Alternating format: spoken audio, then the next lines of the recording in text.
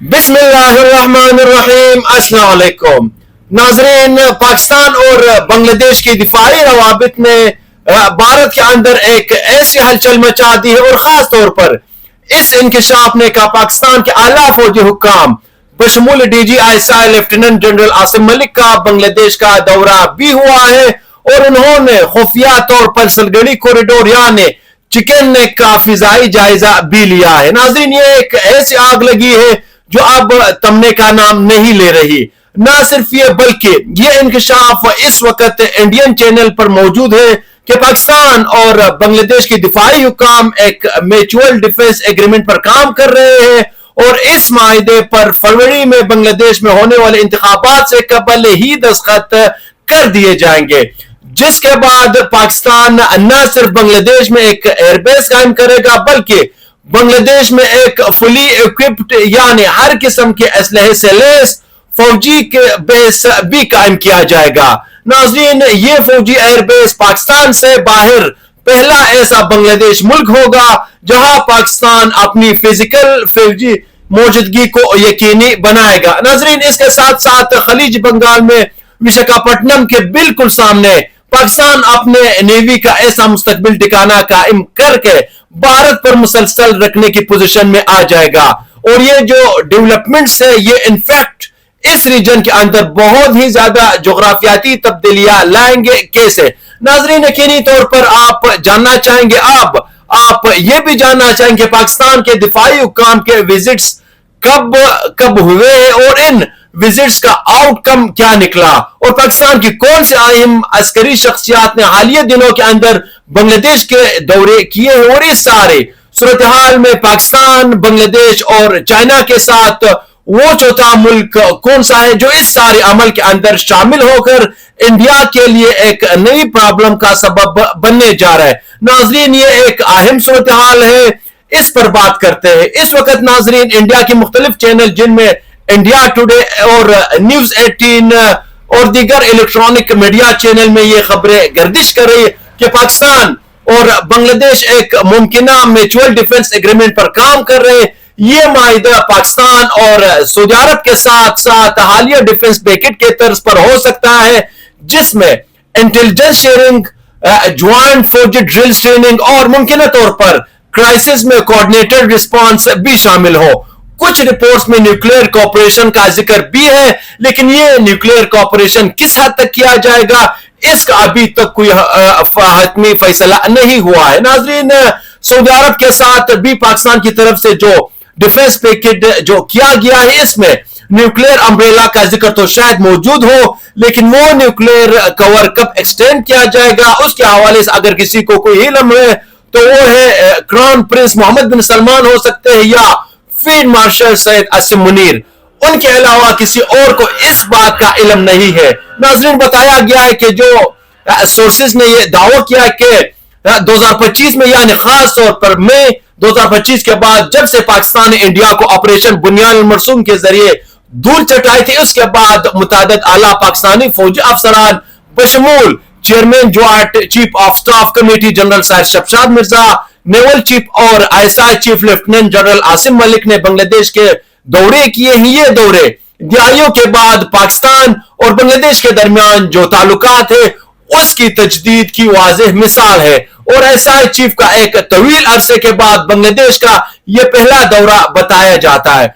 इसके अलावा नाजरीन, इस दौरे के दौरान पाकिस्तान और बांग्लादेश के दरमियान कई अस्करी मेमोरेंडम ऑफ अंडरस्टैंडिंग पर भी दस्तखत किए गए। अब ये जो डेवलपमेंट्स इस वक्त पाकिस्तान और बांग्लादेश के दरमियान हो रही है ये यकीनी तौर पर इंडिया और नरेंद्र मोदी के लिए पॉइंट ऑफ कंसर्न तो है, क्योंकि इंडिया ये समझता है नाजरीन कि पाकिस्तान और बांग्लादेश के दरमियान सऊदी अरब तर्ज का दिफाई माहिदा भारत के मशरकी महाज के लिए एक सख्त सिक्योरिटी चैलेंज साबित होगा। यही वजह है नाजरीन कि इंडिया ने हालिया दिनों के अंदर अपनी मशरकी सरहद जो कि बांग्लादेश के साथ लगती है वहां मिसाइल डिफेंस सिस्टम S-400 के साथ साथ ब्रह्मोस मिसाइल बैटरीज को भी वहां पर नस्ब किया है,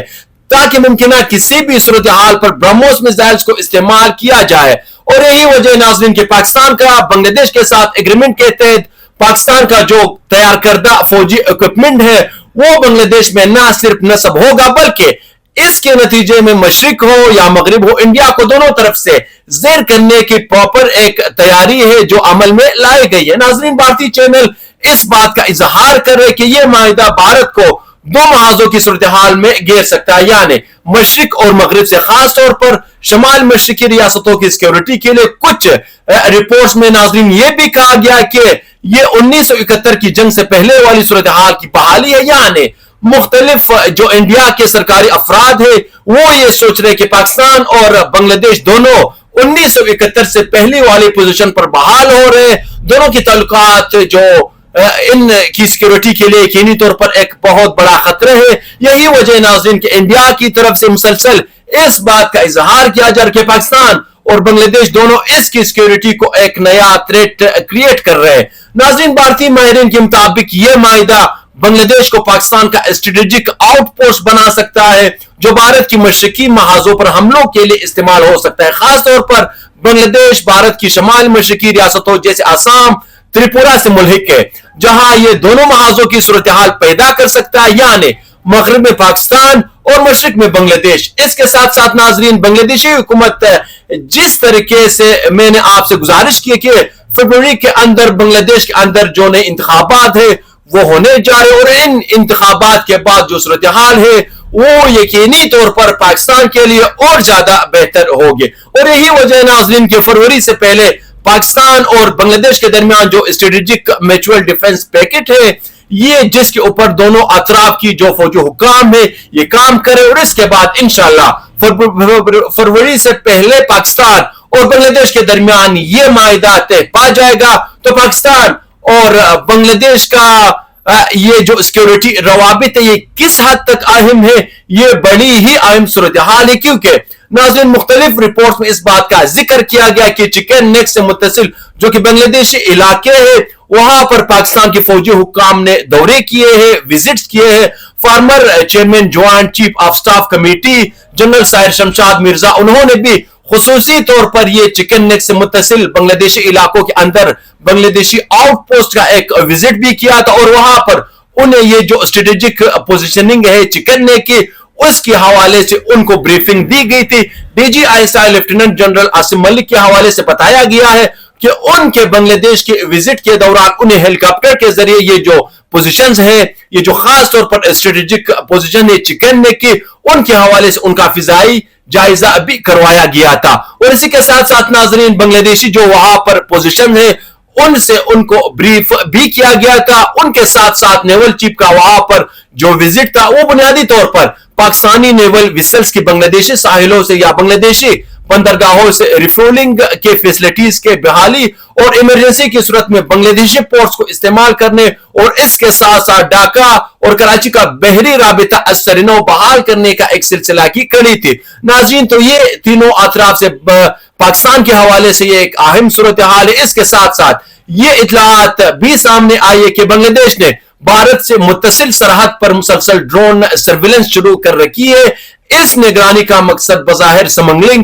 غیر قانونی نقل و حرکت اور بارڈر سیکیورٹی بتایا جاتا ہے، لیکن یہ نگرانی انٹیلیجنس میپنگ میں انڈیا کے مطابق یہ تبدیل ہو رہی ہے۔ بھارتی بارڈر فورسز لاجسٹک روٹس اور ری ایکشن ٹائم کا جو ڈیٹا ہے اس کو ان ڈرونز کے ذریعے مانیٹر کیا جا رہا ہے، اور بھارتی میڈیا خاص طور پر اس نقطے کو ریڈ لائن قرار دے رہا ہے کہ ترکی کی طرف سے TB2 جو خطرناک ڈرونز ہیں وہ بھارت کے لیے ایک حقیقی خطرہ ہے، اور ان ڈرون کی چکن نیک اور بھارتی پوسٹ کے اوپر پروازیں، اور بعض رپورٹس کے مطابق ایک حالیہ دنوں کے اندر بنگلہ دیشی ڈرون نے خاص طور پر یہ جو ترکی کی طرف سے TB2 ڈرون جو حاصل کیے ہیں انہوں نے 20 گھنٹے تک مسلسل پروازیں کی ہے بنگلہ دیش اور انڈین بارڈر کے اوپر، اور یہ جو ڈرونز ہیں یہ armed surveillance, precision strike capabilities اور ریئل ٹائم ڈیٹا کو شیئر کرنے جیسی صلاحیت رکھتے ہیں، اور اس کی وجہ سے یہ جدید جنگ میں گیم چینجر سمجھے جاتے ہیں۔ ناظرین، بھارت کو خوف